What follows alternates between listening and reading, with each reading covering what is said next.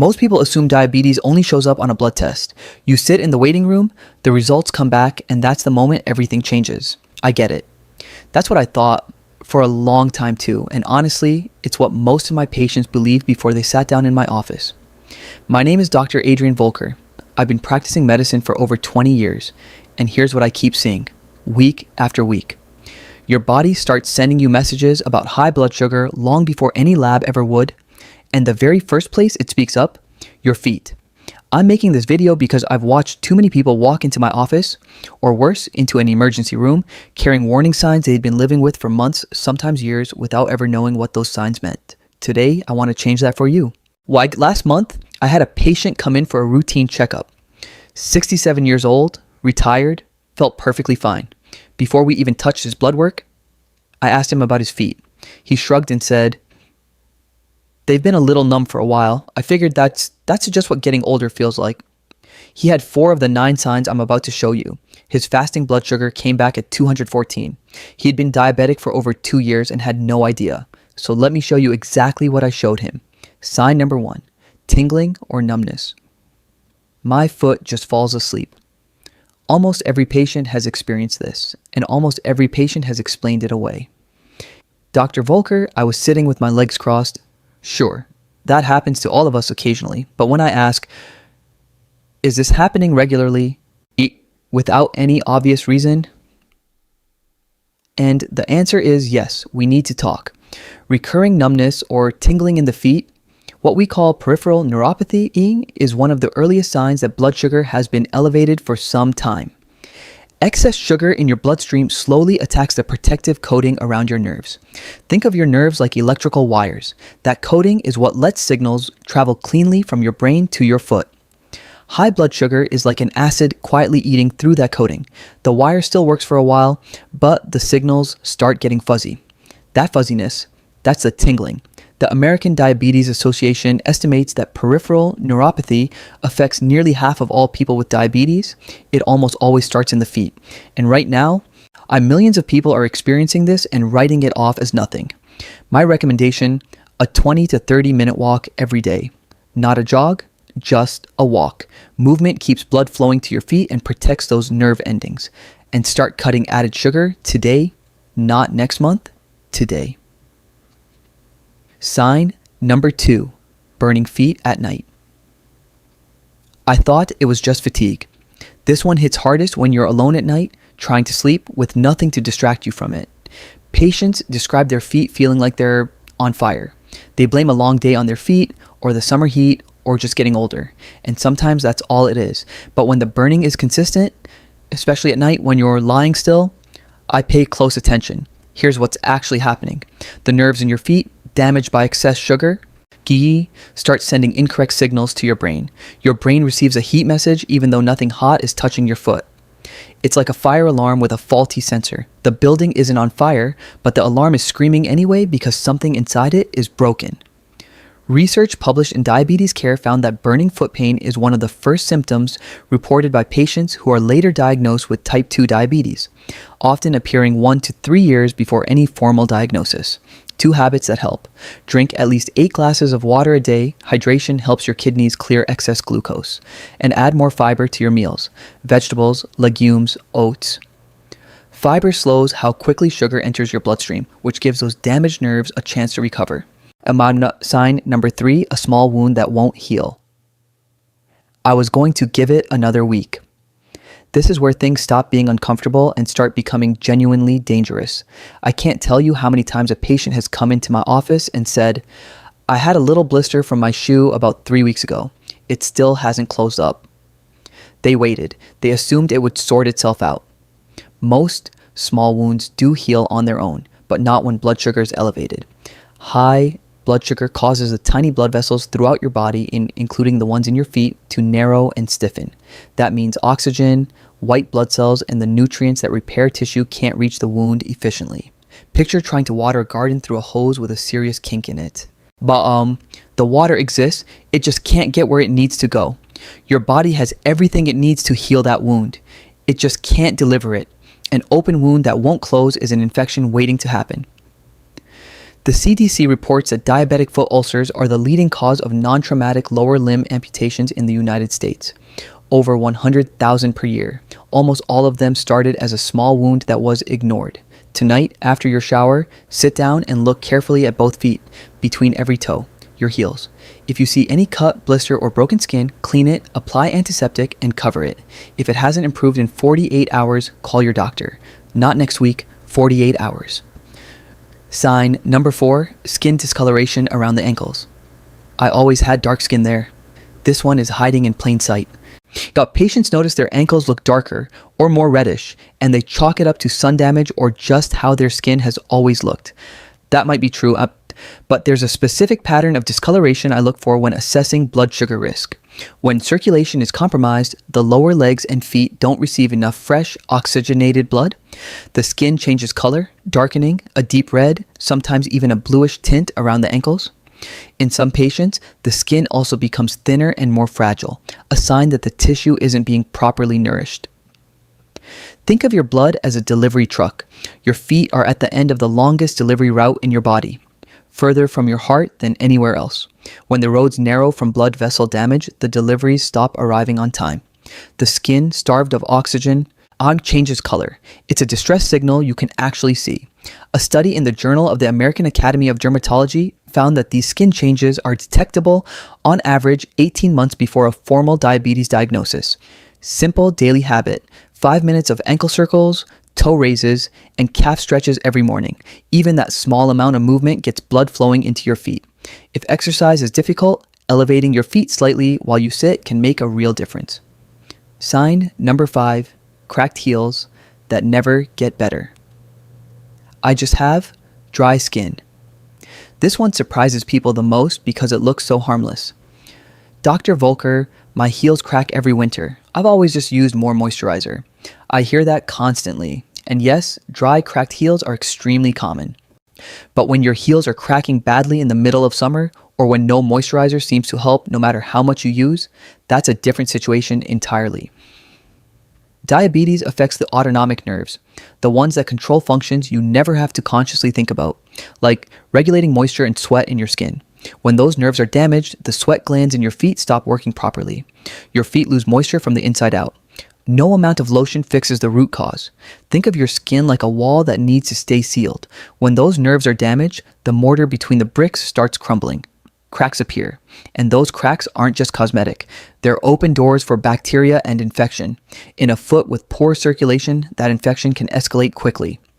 I've had patients come in with heel cracks so deep they were bleeding, telling me they'd been applying lotion for 2 years with no improvement. That's not a skin problem. That's a nerve problem. 2 habits. Moisturize your feet every night before bed. A good lotion or pure coconut oil works well. Focus on the soles and heels, but never apply moisturizer between your toes, as trapped moisture can cause fungal infections. And keep up with that water intake. Your skin needs hydration from the inside just as much as the outside. I want to stop here for a second and ask you something directly. Have you noticed any of these signs? In yourself or in someone you care about? A partner? A parent? A sibling? If the answer is yes, even for just one sign, drop a comment below and just type yes, capital letters. That's it. Yuck. I read every single comment on this channel, everyone. If you have a question, ask it. If something is worrying you, say so. That's exactly why I'm here. And if this is useful to you, hit the like button right now. It takes 1 second and it helps YouTube put this in front of more people who need to see it. All right, let's keep going. Sign number 6. Persistent foot and ankle swelling. I'm on my feet all day. Here's one that often gets brushed off as a lifestyle thing. Of course my feet swell. I stand at work all day. And yes, that can absolutely cause swelling. But when your feet and ankles are consistently swollen and you're leaving deep sock marks every evening, that picture changes. High blood sugar damages the kidneys over time. And your kidneys are what control your body's fluid balance. When that filtration system is under stress, fluid accumulates in the lowest part of your body, your feet and ankles. Think of your kidneys as a water treatment plant. When the filters are damaged, the system backs up. Excess fluid has nowhere to go, so gravity pulls it downward. Press your finger into the swollen area and the indentation lingers. That's called pitting edema, and it's not something to ignore. The National Kidney Foundation reports that diabetic kidney disease affects roughly 1 in 3 adults with diabetes, and lower extremity swelling is frequently the first visible sign. What helps? When you rest, elevate your feet above heart level. Even a pillow under your ankles makes a difference, and reduce your sodium intake. Salt causes your body to hold onto water, which makes edema significantly worse. Check labels. Many canned and processed foods are loaded with it, and if the swelling is new, worsening, or persistent, mention it to your doctor at your next visit. Don't wait. Sign number 7. Foot pain, blamed on arthritis. I've been taking ibuprofen for months. This is the one I see misdiagnosed most often, especially in men. I figured it was an old sports injury, maybe arthritis. The ibuprofen helps a little. I've heard this dozens of times, and sometimes that's exactly right. But sometimes the pain has a completely different source, one that ibuprofen will never touch. When nerves are damaged by chronic high blood sugar, they don't always go quiet. Sometimes they become hyperactive, firing random intense signals that the brain interprets as severe pain. Stabbing, electric, like a hot needle through the foot. It's worse at night, when there's nothing else to distract from it. Think of a car alarm that was damaged in a minor fender bender. Every few minutes, it starts going off for no reason. Nobody's breaking in. The alarm is just broken. That's what a damaged nerve does. It sends distress signals when nothing is actually wrong. The pain is completely real, but its source is nerve dysfunction, not injury. And masking that signal with pain medication is the last thing you want to do when your nerves are crying out for help. A study in the New England Journal of Medicine found that painful diabetic neuropathy affects roughly 25% of people with diabetes and is frequently mistaken for arthritis or age-related joint pain. What I recommend, 5 minutes of gentle foot and ankle stretching every morning before you get out of bed. Flex your feet, circle your ankles, gently pull your toes back. Get blood moving before you put weight on them. And every night before bed, a light 3-minute self-massage along the sole and up the ankle. Your nerves will thank you. Sign number 8, cold feet that never warm up. I've always had cold feet. When I see this sign, I know the damage has been progressing for a while, and almost every time the patient laughs and says, "Doctor, my wife has had the electric blanket all to herself for 30 years. I laugh with them, but then I ask, "Are your feet cold in July? Cold under 3 blankets when the rest of you is perfectly warm?" That's when I get serious. Persistently cold feet, cold regardless of the season, cold under heavy blankets, and cold even when the rest of your body is warm, suggests that circulation to the lower extremities has been significantly compromised. The blood vessels have narrowed or stiffened to the point where warm blood simply isn't reaching your feet in adequate volume. Picture a heating system running pipes to every room in a house. When those pipes narrow, the heat doesn't make it to the far end. The room stays cold no matter how hard the furnace runs. That cold isn't about the weather, it's about the pipes. The American Heart Association identifies peripheral artery disease caused by narrowed blood vessels as affecting over 8 million Americans, with diabetes being the single largest risk factor. Cold feet are one of its earliest and most consistent symptoms. Best response, a 30-minute brisk walk every single day. Not a stroll, a purposeful arm-swinging walk. This forces circulation into the feet and lower legs, strengthens blood vessel walls, and over time can begin to reverse early narrowing. Start with 10 minutes if 30 feels like too much. The important thing is to start today. Sign number 9, hair loss on the lower legs and feet. I never even noticed that. This is the one almost nobody talks about. I've never seen it in a patient brochure. Most people walk right past it every day, including, honestly, some doctors. During a foot exam, I'll sometimes notice a visible absence of hair on the tops of the feet and lower legs. The patient looks down and says, I never paid attention to that." That's exactly the problem. Hair follicles need a steady supply of blood and oxygen to function. When circulation has been significantly impaired for a long period, the follicles in the lower legs and feet slowly stop receiving what they need. Over time, they stop producing hair entirely. That loss of hair is a visible marker of blood vessel damage that may have been quietly developing for years. Think of hair follicles like small plants in a garden. When the irrigation pipe narrows, they don't die suddenly. They just gradually stop growing. The absence of growth is a message from your body about your blood vessel health. A message visible every time you glance at your legs. Research published in Diabetes, Obesity, and Metabolism found that hair loss on the lower extremities correlates significantly with peripheral vascular disease in diabetic patients, and it's something physicians are specifically trained to look for. Alright, right after this video, look at your lower legs and the tops of your feet.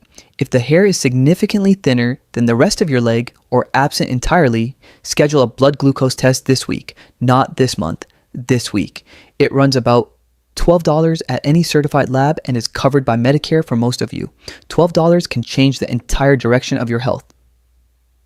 We've covered 9 signs, 9 chances to catch something before it catches you. And I want to be honest with you about something. One of the hardest moments in this job is sitting across from someone who has had every single one of these signs for 2 years and is only now finding out why. Not because they didn't care, they cared deeply. They just didn't have the information. Now you do. So here's all I'm asking. Tonight, before you go to bed, sit down and look at your feet. 30 seconds. Look at the skin. Check between the toes. Notice any numbness. Look for anything that shouldn't be there. 30 seconds. If anything on this list applies to you, call your doctor tomorrow. Not next week, tomorrow. Because the earlier this is caught, the more completely it can be managed. In most cases, through something as simple as a change in diet, a daily walk, and a conversation with your doctor. You've worked hard for the life you have, for your independence, your health, your ability to do what you love. Don't let something as manageable as blood sugar quietly take any of that from you, just because nobody told you what to look for.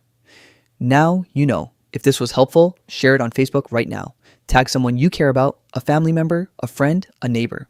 Hiding, you might be giving them something they didn't know they needed.